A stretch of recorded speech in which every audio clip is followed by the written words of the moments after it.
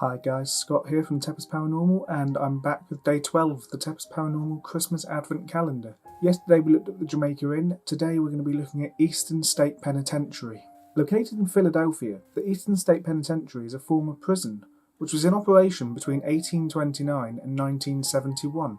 Designed by John Harland and initially opened in 1829, it's considered to be the world's first true penitentiary. Eastern State was revolutionary in the development of the separate system of incarceration, which is a system in which prisoners are kept separate in the hope that they will be forced to silently reflect upon their actions and in turn rehabilitate. In this style of prison, the warden was legally required to visit each inmate every day, and overseers of the facility were mandated to see each inmate 3 times a day.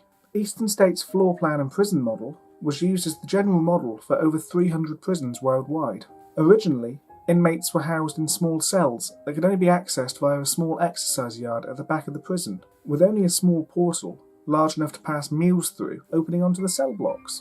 This was later changed when new cells were constructed that allowed prisoners to enter and leave through large metal doors, with heavy wooden doors that were used to stop noise from the prisoners. The halls between cells were designed to have the feel of a church, again leaning into the feeling of religion. There are several suggested reasons for the doors to these cells being low, with some suggesting that the doors were small so that prisoners were limited in movement and could not easily attack guards while exiting, while others believed that these small doors were to make prisoners bow when entering their cells, with this design again suggested to tie into penance and the religious inspiration of the prison. Further to this, the cells were made of concrete with a small glass window representing the eye of God and suggesting that God was always watching. Cells within the prison each had an individual exercise yard, allowing for the prisoners to remain excluded from one another, and with a schedule meaning that no neighbouring prisoners would be out at the same time. Additionally, the cells had reasonably advanced features for their time, including a tap with running water, curved pipes along part of one wall which served as central heating during the winter months, where hot water would run through the pipes to keep the cells at a reasonably heated temperature, as well as toilets which were remotely flushed twice a week by the guards of the cell block.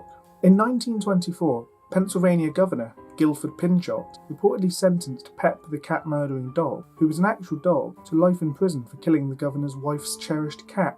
The dog was assigned an inmate number of C2559 and had a mugshot taken. However, some suggest that the dog was in fact given to the prison by the governor to boost inmate morale. In 1929, famed American gangster Al Capone was incarcerated at the prison, with visitors speaking to the inmates in their cells. In 1945, an escape took place, with 12 inmates, including the famous Willie Sutton, digging a 97-foot tunnel over the course of a year, which led them under the prison wall. The prison was later closed in 1971, with remaining inmates transported to Greaterford Prison. After this time, the prison was abandoned and became home to many stray cats, as well as having a lot of wildlife grow within. In 1994, the prison opened to the public as a tourist spot, with many historic tours taking place within, including an audio tour which is voiced by Steve Buscemi. The prison is rumoured to be haunted, with several notorious paranormal shows exploring the location, including Ghost Hunters, Ghost Adventures and Most Haunted.